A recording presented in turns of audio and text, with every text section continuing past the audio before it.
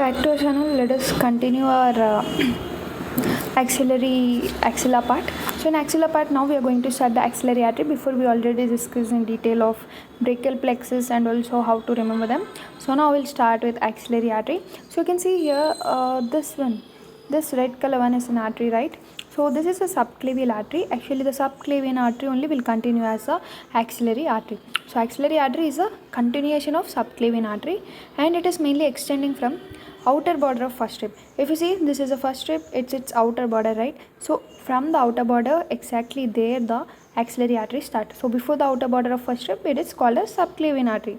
After the outer border of first rib, it is called as axillary artery. So if you can imagine this situation, this is a first rib. This is lateral side to your body because here you can see the humerus bone, right? So humerus means it's a lateral side according to the rib, right? So exactly at that side only you have axilla, right? In that axilla, already we discussed the contents of axilla, we have axillary artery there. So this is how the axillary artery is between one muscle, that is the pectoralis minor muscle. So pectoralis minor muscle is dividing the axillary artery into different parts. Let us see. So remember, from the outer border of first rib, it's called as axillary artery to the lower border of teres major muscle. So if you see, this is the teres major muscle which is attaching to the, the lips. We have two lips of humerus if we discuss, right? It will attach to the one of the lips, as you know, between two majors, one lady, that is teres major, and pectoralis major. In between you have latissimus dorsi, right? So teres major will be attaching to the lateral lip of the humerus. So till the lower border of teres major muscle, this whole part, this red artery is nothing but the axillary artery, from the outer border of first rib to the lower border of teres major muscle. And next it will continue as a brachial artery. So from the for the brachial artery you will be reading like from the lower border of teres major to something else like that.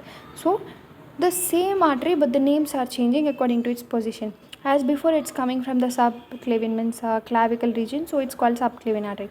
Next, as it is like now in the axillary part, so axillary artery. Next, in the hand, it's all arm is also called as brachium, so it's called as brachial artery. That's it.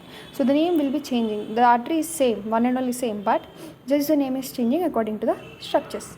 So okay, the pectoralis minor mainly crosses it and divide it into three parts.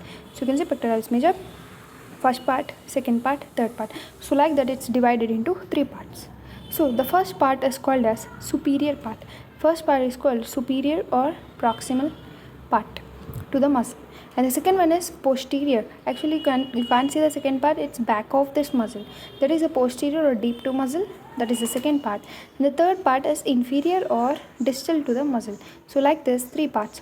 So mainly the superior part or proximal to the muscle part, this one is having an artery and also having a brachial plexus which is enclosed in the axillary sheath.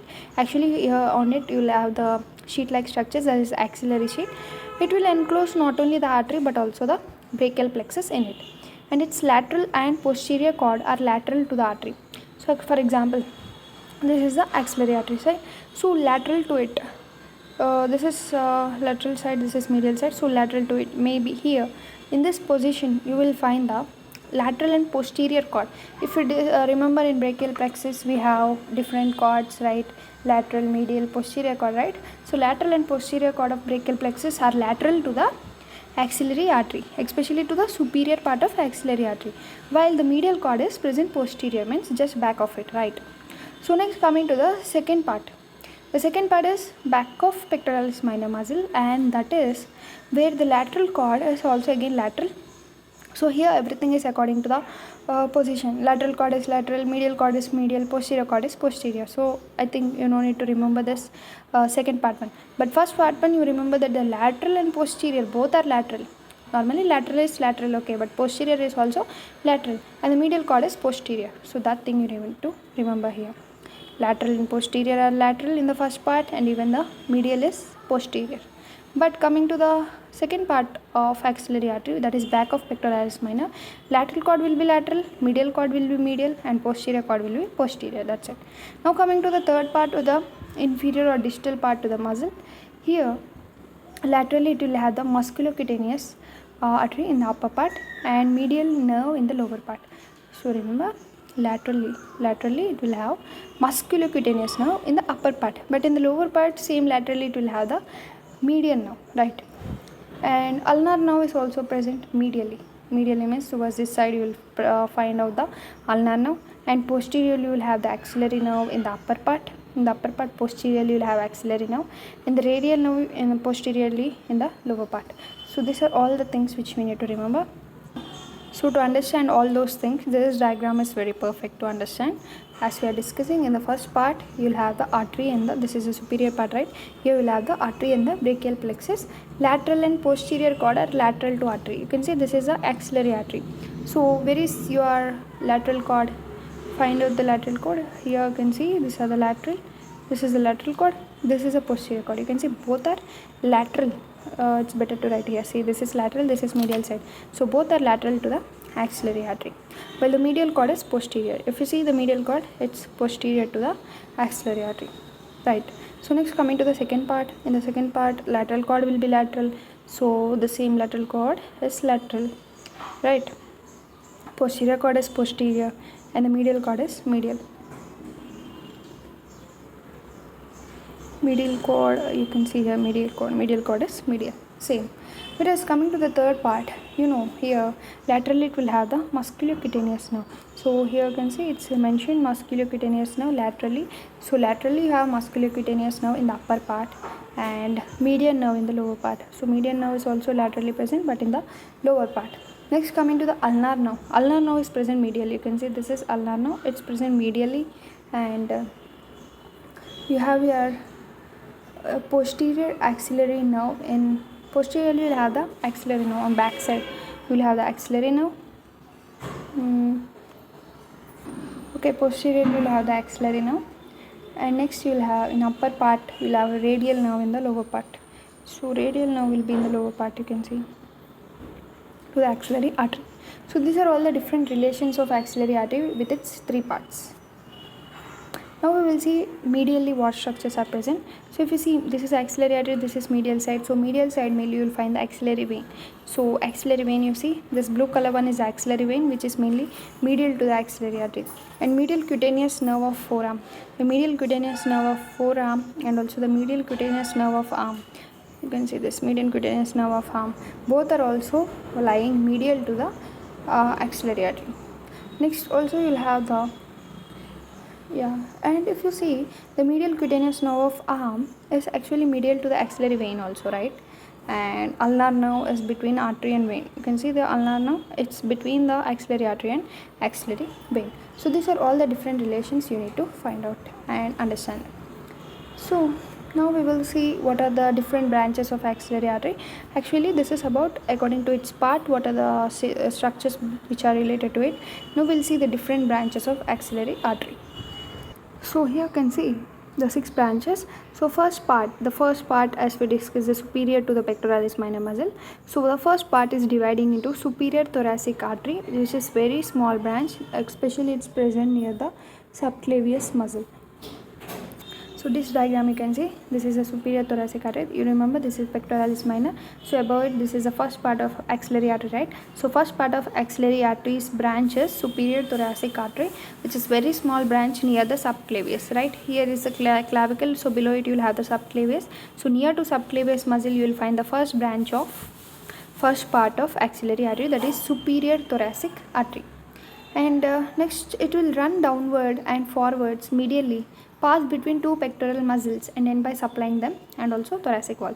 So remember, this will supply the pectoralis muscles and also it will supply the thoracic wall. Next, coming to the second part.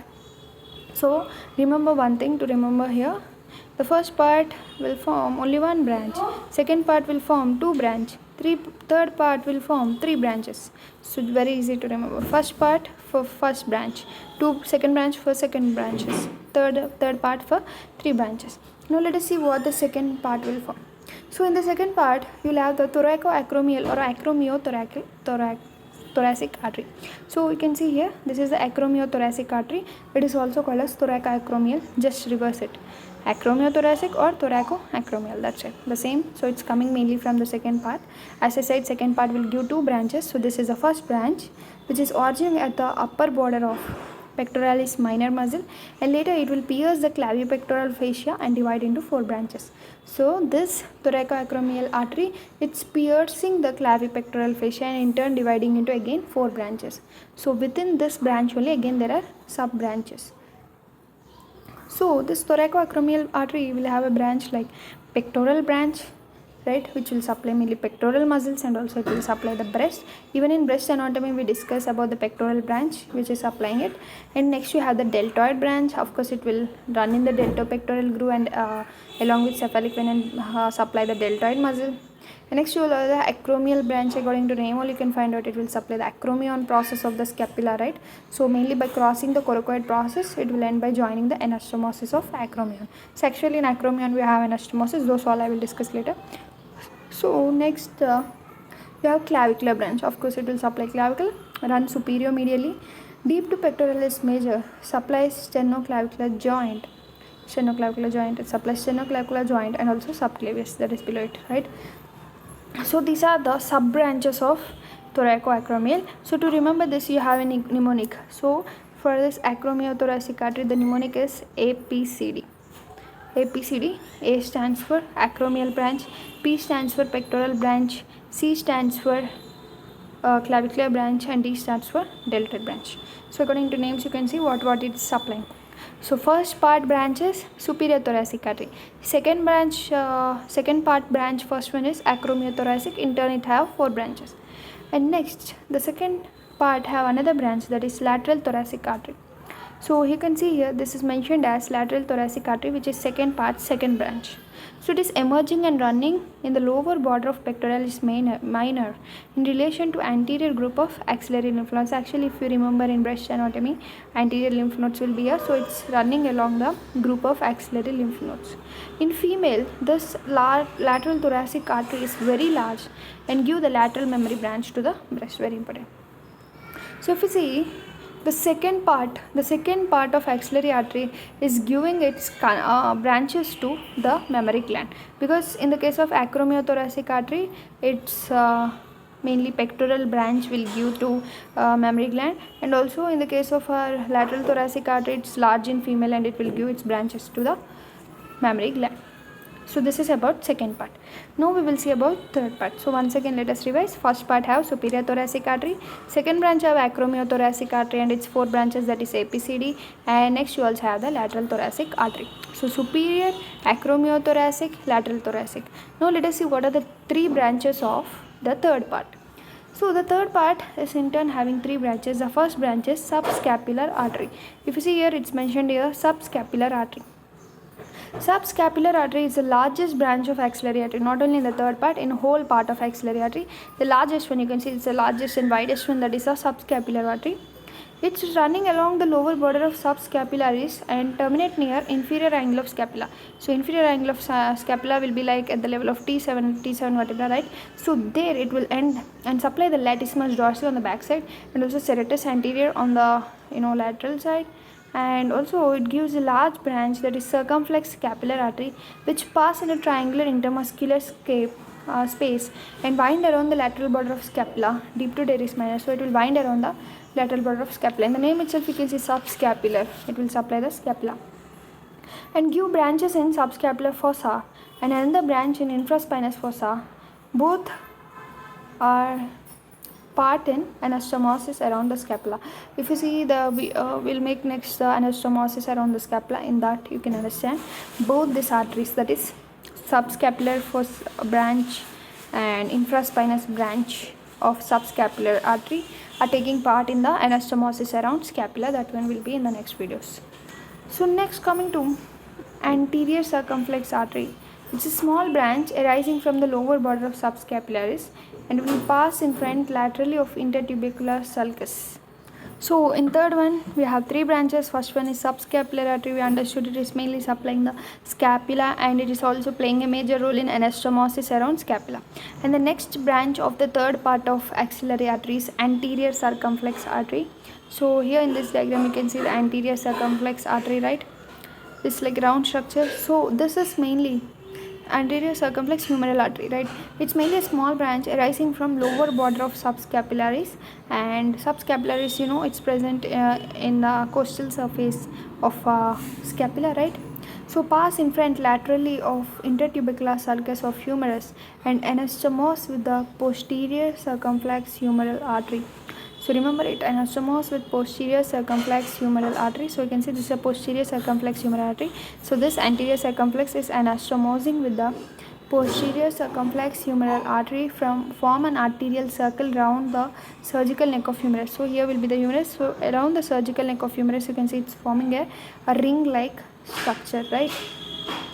So actually, because of this ring-like structure of anterior circumflex artery, we always don't give any injections at that site. We always remember to give injections above or below, but not at that site, because it may lead to rupture of this anterior circumflex humeral artery. Very important.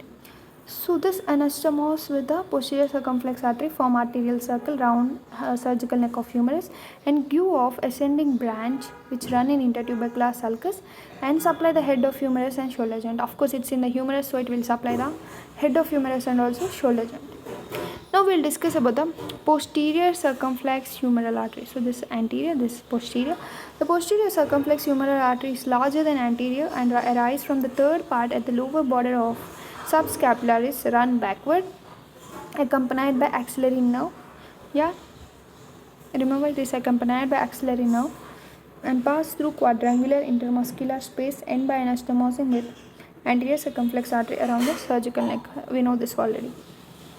It also supplies shoulder joint, deltoid, muscles bounding quadrangular space, and also give a descending branch.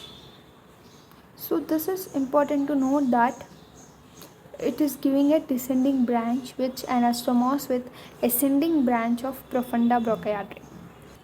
If you remember, before I discussed that anterior circumflex artery will give ascending branch, whereas posterior circumflex artery is giving descending branch and it's anastomosing with the profunda brachii ascending branch. Okay. So by this we completed what are the three parts, what are their different arteries. Now let us recall everything from first. The first part artery is superior thoracic artery, right? The second part artery is acromiothoracic lateral scapular artery, right? So lateral thoracic artery. Once again, let us revise. The first one is superior thoracic artery. Second one is acromiothoracic artery, which in turn have branches APCD, and in the second part also you'll have second artery, that is the lateral thoracic artery. Coming to the third part, you will have the three arteries. One is the subscapular artery, another one is anterior circumflex artery, another one is posterior circumflex artery. So these are the different branches of an axillary artery. So by this we completed it. Next we'll discuss anastomosis and collateral circulation. So here you can see branch of axillary artery anastomose with one another and also with branches derived from either internal thoracic, intercostal arteries, subscapular artery, deep branch of transverse cervical, profunda brachii. So they have a chance to anastomose with all these arteries. So when axillary artery is blocked, then collateral circulation established by anastomosis around scapula links first part of subclavian artery with third part of axillary artery apart from communications with posterior intercostal arteries. So if you see, if there is any problem in the axillary artery, then this collateral circulation will come and help out, so that that area will not be affected without without blood, so that they supply it by means of anastomosis. This anastomosis have a capacity to connect the first part of axillary artery with the third part and also with the posterior intercostal arteries. So this is all about axillary artery, and finally we'll discuss about axillary vein also. So actually axillary vein is in axillary vein and lymphatics we'll discuss in another video, because the video is getting longer.